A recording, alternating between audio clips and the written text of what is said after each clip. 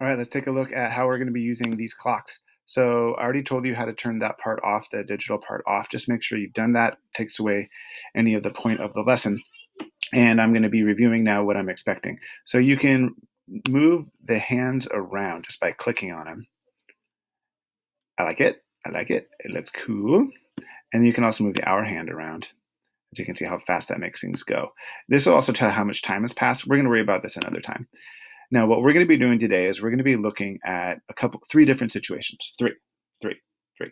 Situation one, we're going to be working on times when the two hands of the clock are as far away as possible from each other. Far away as possible from each other. The real classic example that everyone always thinks about is going to be, actually, there is no classic example. Here's what I mean. Check it out. Right now, there is opposite ends of each other, right? See that? So I want you to do this 3 different times. That's going to be example 1. So what time is this?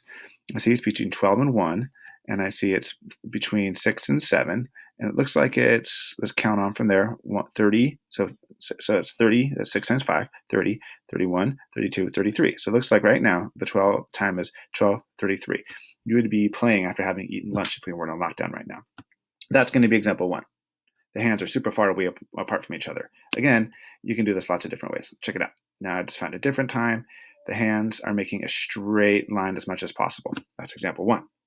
Example 2, let's take a look. Example 2 is when the hands are right on top of each other. The hour hand and the minute hand are right on top of each other. Here's the best example. Here's one example right there. There's tons of these. Now this time here, let's look at it. Hour hand is right there after 2. So it goes 2, 2:05, 2:10, 2:11. So at 2:11, you can't even see the hour hand because the minute hand's on top of it. We can do this lots of different ways. So here's another example of when the hour hand is right on top of the minute, is below the minute hand. That's as best as I can do. 3 o'clock, 3:11 as well, right? We can do this lots of times. I want you to find 3 examples of when the 2 hands are right on top of each other. That's going to be challenge number 2. Challenge number 3. I want you to try and make what's called a right angle. A right angle is when the hands are going to go like so. They make that nice right shape. All right. I'll let you play with this in a second, but first thing you can do is there's actually something fun you can do is you can go here to angle. Sorry, not to fraction. You can play with that too. You can go to angles and then look here.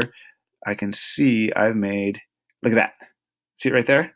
So at 3 o'clock, those two are making this right angle there. This is actually 270 degrees.